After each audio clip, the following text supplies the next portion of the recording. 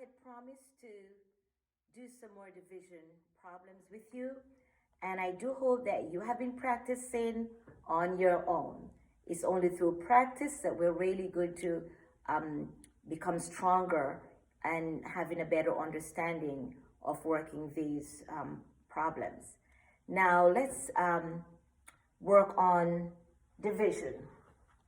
Let's try 1/3 divide by 4/5. So we're working different ways of doing division.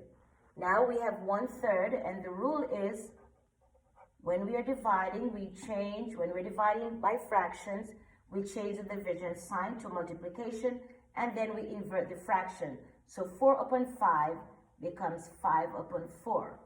Okay, that's inverting.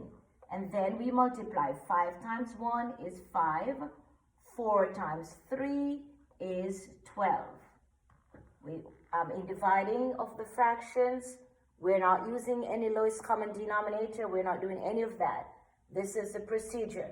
Okay, let's look at another problem. 2 nines upon 3/4. So 2 nines divide by 3/4. We will repeat 2 nines just as it is. The division sign automatically turns into a multiplication, and then we invert. 3/4 now becomes 4/3. Then we multiply. 4 times 2 is 8. 3 times 9 is 27. And that's the answer. And we will do 1/6 and 2/3. Let's try another problem. 1/6 divide by 2/3. Okay, let's remember this remains the same. And the division sign now becomes a multiplication. We invert the fraction. 2/3 becomes 3/2. Then we multiply. 3 times 1 is 3. 2 times 6 is 12. 3/12.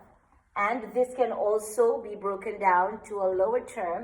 Always break your answer down in division to the lowest term when you're dealing with fractions. 3 can go into 3 1 time. 3 can go into 12 4 times. So 3/4 is also equal to 3/12 is equal to 1/4. Always reduce your answer to the lowest terms.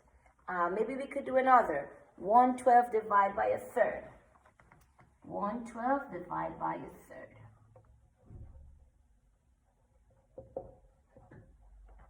Okay, maybe we could do this one together. Remember? This remains the same. Then we will have to do the opposite operation. Division becomes multiplication. And after the sign, we are going to invert. So 1/3 becomes 3/1. 3 times 1 is 3. 1 times 12 is 12. And we end up with 1/4 once again. All right? So you work some practices, some examples for yourself, and I will also make sure that I will forward you some practices. I do hope that you have been learning from these videos, and you can repeat, you can play them over and over until you get it. All right, math is fun.